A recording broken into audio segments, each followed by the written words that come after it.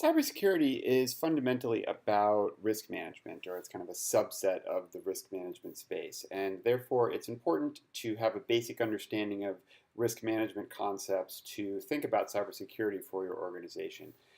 So, first of all, let's accept the premise that risk is part of existence, that we can't go out and live in the world without accepting some measure of risk. Here, as I'm talking to you, I am at some risk of a meteor falling out of the sky and killing me. And I could, attempt to avoid that risk by going deep into a bunker underground and never emerging. But I think we can all agree that that's probably not a reasonable approach to take. And so hopefully you'll kind of go with me in the idea that risk is, at least to some degree, just part of existence and something we have to deal with.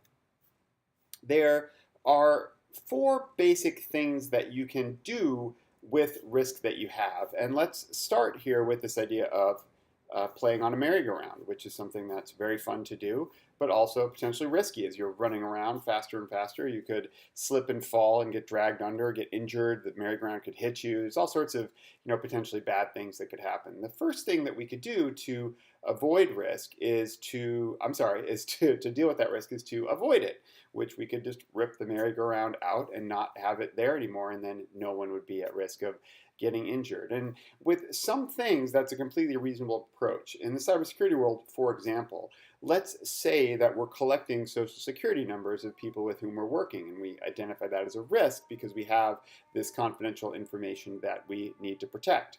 But we also realize that we don't need the social security numbers. We're not collecting them for any reason, and so we can easily avoid that risk by simply not collecting them anymore. That's an example of where you can easily avoid risk as part of your cybersecurity risk management. The next thing that you can do, and this is where most of cybersecurity work happens, is to reduce the risk. And so here we have an example of a merry-go-round. So we'll get a different version of a merry-go-round that's a bit safer, and the kids can still enjoy that and play with it, but at less risk of bodily injury. An example of this would be we're collecting social security numbers, but we will switch to collecting them via an encrypted form. So those will be encrypted at the time of collection, and they'll remain encrypted for the duration. And in addition, we'll create some staff policies that indicate that they're not going to email social security numbers around or share documents that have social security numbers in them. And in addition to that, we could even put in place a technical data loss prevention system that would actually recognize a social security number being emailed in plain text out of the organization and prevent that from happening. Those are all ways we can reduce risks. Another thing we can do is to transfer risk. So here we've transferred the risk of falling and injuring ourselves and getting exhausted to the lovely mom who's going to go ahead and push this merry-go-round. In cybersecurity, this is typically through insurance or cyber liability insurance.